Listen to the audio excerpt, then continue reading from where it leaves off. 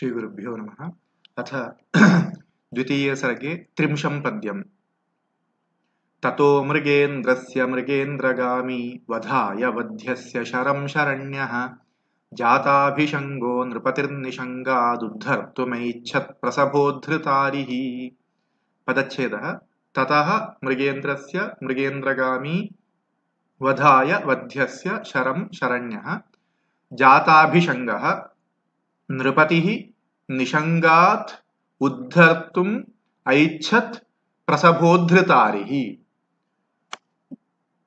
अत्र कविर् वदति ततः तदनन्तरं कस्मादनन्तरं पूर्वस्मिन् पद्ये कथितं खलु सपाटलायां गवितस्थिवां धनुर्धरः केसरिणं ददर्श। सः केसरिणं ददर्श, सः सिंहम् अदर्शत्। एवञ्च सिंहदर्शनादनन्तरं ततः तन्नाम सिंहदर्शनानन्तरं यद्वा सिंहदर्शनात् पश्चात् इति वक्तव्यं। ततः सः नृपतिः, अत्र अन्वयः एवं भवति, सः नृपतिः शरम् उद्धर्तुम् ऐच्छत्। तत्र उद्धर्तुम् ऐच्छत् इति क्रियापदम्। उद्धर्तुम् उन्नेतुम् यद्वा आहर्तुम् ऐच्छत् इष्टवान्। किं सः उद्धर्तुम् इष्टवान्? शरम्। अत्र अस्ति खलु वधाय वध्यस्य शरं शरण्यः। शरम् उद्धर्तुम्, बाणम् उद्धर्तुम्। कुतः उद्धर्तुम्? निषङ्गात्। निषङ्गः नाम तूणीरः, तन्नाम ईश्वासः भवति। ईश्वासः इत्यपि कश्चन शब्दः अस्ति। पृष्ठतः बध्यते खलु, तन्नाम स्कन्धतः अधः यथा भवेत् तथा एतेषां बाणानां निधानार्थं किञ्चित् बध्यते खलु, तत् तूणीरशब्देन कथ्यते। तूणीरः, निषङ्गः, ईश्वासः एते शब्दाः तस्मिन् अर्थे प्रयुज्यन्ते। एवञ्च निषङ्गात् तूणीरात् बाणम् उद्धर्तुम् ऐच्छत्। इदानीं किमर्थं वधाय? अत्र शब्दानेव पश्यामः चेत् अस्माभिः ज्ञायते। वधाय, कस्य वधाय? मृगेन्द्रस्य वधाय। एवञ्च तस्य मृगेन्द्रस्य वधाय हननार्थम्, एवं खलु, मृगेन्द्रस्य वधाय हननार्थं निषङ्गात् शरम् उद्धर्तुम् ऐच्छत्। अन्यानि सर्वाणि विशेषणानि वर्तन्ते तत्र। मृगेन्द्रगामी, शरण्यः, प्रसभोद्धृतारिः इत्येतानि त्रीणि तस्य दिलीपस्य नृपतिः इत्यस्य विशेषणानि। एवञ्च सः नृपतिः कीदृशः? मृगेन्द्रगामी, सिंहसदृशगमनवान्। मृगाणामिन्द्रः मृगेन्द्रः, सिंहः मृगेन्द्रः इव गच्छति, तत् मृगेन्द्रः इव गच्छति इति मृगेन्द्रगामी इति रूपं भवति। एवञ्च सिंहसदृशगमनवान् इत्यर्थः भवति। एवञ्च शरण्यः इति कश्चन शब्दः अस्ति। शरणे साधुः, तन्नाम रक्षणे साधुः। अयं शरण्यः न केवलम् अस्याः नन्दिन्याः, समग्रस्य लोकस्य एषः शरण्यः वर्तते। तन्नाम यः कोऽपि लोकः यदि विपत्तिं प्राप्नोति तर्हि रक्षणार्थम् एतमेव संश्रयते। तस्मात् हेतोः अयं शरण्यः वर्तते। तस्मात् इदानीं तस्य इदं तन्नाम दायित्वमधिकम् इति उक्तं भवति। दायित्वमधिकं नाम सः कर्तव्यरूपेण रक्षणं कर्तव्यरूपेण गृहीतवान् अस्ति इति अर्थः अनेन अभिव्यक्तः भवति। अनन्तरं जाताभिषङ्गः इत्यपि किञ्चित् विशेषणं तस्यैव। एवं 4 विशेषणानि सन्ति। मृगेन्द्रगामी, शरण्यः, अनन्तरं प्रसभोद्धृतारिः। जाताभिषङ्गः अनन्तरं योजयामः। प्रसभोद्धृतारिः, प्रसभम् उद्धृताः अरयः येन, सः प्रसभोद्धृतारिः। येन अरयः शत्रवः प्रसभम् उद्धृताः। प्रसभं हठात् बलात्कारेण अथवा बलात् स्वीयेन सामर्थ्येन इत्यर्थः। एवञ्च प्रसभम् उद्धृताः अरयः येन, सः प्रसभोद्धृतारिः इति रूपं भवति। एवञ्च प्रसभोद्धृता, एवञ्च येन स्वीयेन पराक्रमेण अपि च बलात् हठात् शत्रवः निर्मूलिताः तथा भूतः। एवञ्च तथा भूतस्य अस्य राज्ञः एकस्य सिंहस्य हननं नातीव दुष्करमित्यभिप्रायोऽपि अत्र अभिव्यज्यते। एवञ्च एतादृशः नृपतिः जाताभिषङ्गः सन् इदानीम् अस्य मनसि कः भावः उत्पद्यते? अहं प्राप्तपराभवः अस्मि, जातः अभिषङ्गः, अभिषङ्गः पराभवः।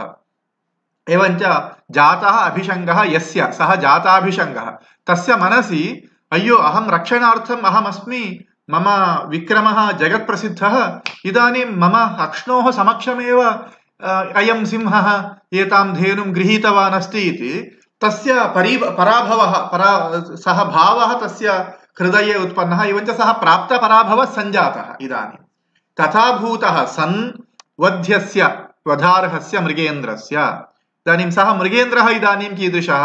अयं वध्यः, किं वधार्हः इत्यर्थः, हन्तुं योग्यः वध्यः। तस्मात् किमर्थम्?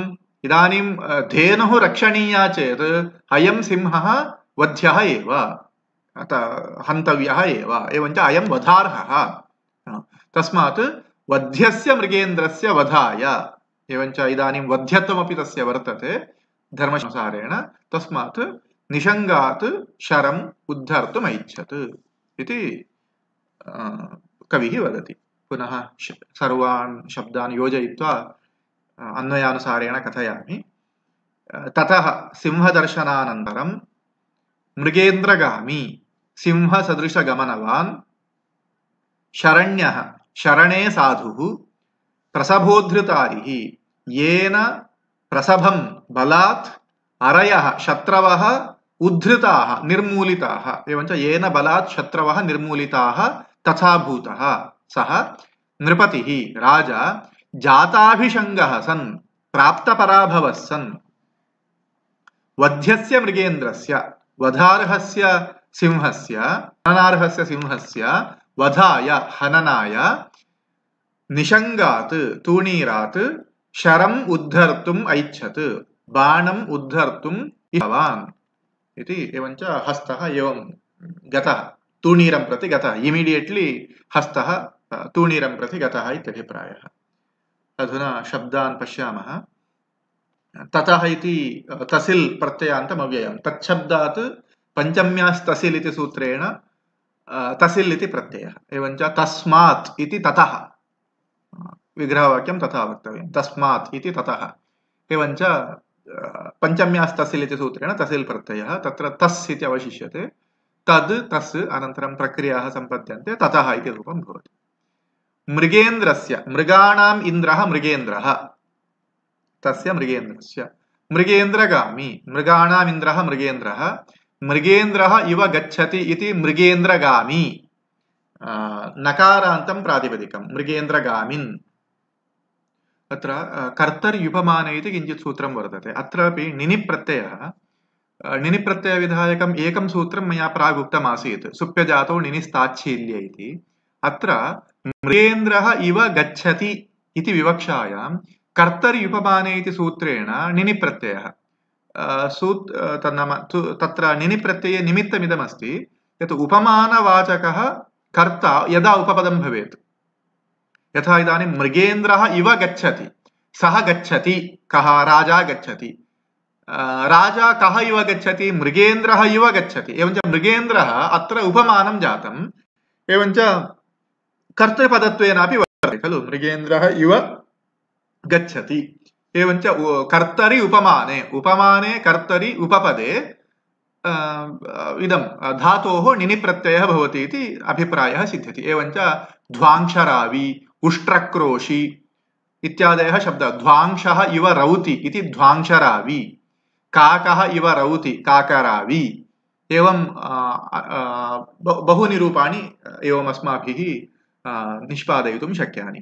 अत्र मृगेन्द्रगामी, गजगामी, गजगामिनी इति शब्दः अपि प्रसिद्धः, गजः इव गच्छति इति गजगामिनी स्त्रीलिङ्गे, पुल्लिङ्गे गजगामी एवं भवति। अन्यत् इदानीं मन्दं गच्छति मन्दगामी, उग्रं गच्छति उग्रगामी इत्यादीनां तावत् तत्रैव किं सुप्यजातो निनिस्ताच्छील्ये इति, तत्र ताच्छील्यमपि तत्र विवक्षितं भवेत्। इदानीं मन्दं गच्छति इति मन्दगामी न, मन्दं गच्छति तच्छीलः इति मन्दगामी, तत्र उक्तमासीत् मया, व्याख्यातमासीत्। अत्र तावत् ताच्छील्यं नास्ति चेदपि निनि प्रत्ययः भवति। ताच्छील्यं तत्र न आवश्यकं। मृगेन्द्रः इव गच्छति इति मृगेन्द्रगामी इति भवति। वधाय, वधः इति शब्दः पुल्लिङ्गः, वधः वधू वधाः इति चतुर्थी एकवचने वधाय इति भवति।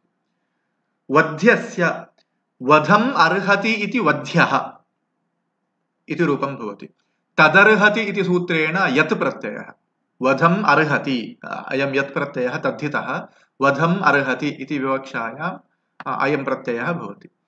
प्रत्ययाः विभिन्नाः भवन्ति, क्वचित् यत् क्वचित् ठन्, एवं विभिन्नाः प्रत्ययाः तेन सूत्रेण विहिताः सन्ति। अस्मिन् अर्थे प्रत्ययाः भवन्ति। श्वेतच्छत्रम् अर्हति इति श्वैतच्छत्रिकः, तत्र अन्यः प्रत्ययः वर्तते, तत्र ठञ् प्रत्ययः। अत्र तावत् यत् प्रत्ययः। वधम् अर्हति इति वध्यः, दण्ड अर्हति इति दण्ड्यः, एवं रूपाणि भवन्ति। शरं, शरः शरौ शराः, अकारान्तः पुल्लिङ्गः। शरः, मार्गणः, बाणः, एवं बहवः, इषुः, एवं बहवः शब्दाः अस्मिन् अर्थे वर्तन्ते। शरण्यः, शरणे साधुः इति शरण्यः, तत्र साधुः इति सूत्रेण यत् प्रत्ययः। तत्र भवः इत्यर्थेपि यत् प्रत्ययः अस्ति। कण्ठे भवः, कण्ठ्यः, यथा अयं वर्णः कण्ठ्यः, अकारः कण्ठ्यः, रेफः मूर्धन्यः इति वदामः खलु, तत्र मूर्धनि भवः मूर्धन्यः, तालुस्थाने भवः तालव्यः, दन्ते भवः दन्त्यः, सकारः दन्त्यः इति वदामः। अयं दन्त्यवर्णः इति वदामः। किमर्थं? दन्ते उत्पद्यते, दन्ते उत्पत्तिं प्राप्नोति, अतः दन्त्यः।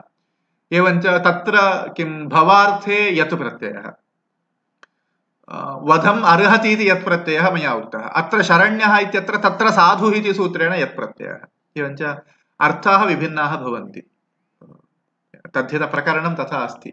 क्वचित् एकस्मिन्नेव अर्थे विभिन्नाः प्रत्ययाः भवन्ति, अनन्तरम् एक एव प्रत्ययः विभिन्नेषु अर्थेषु अपि भवति, एवम् अस्ति।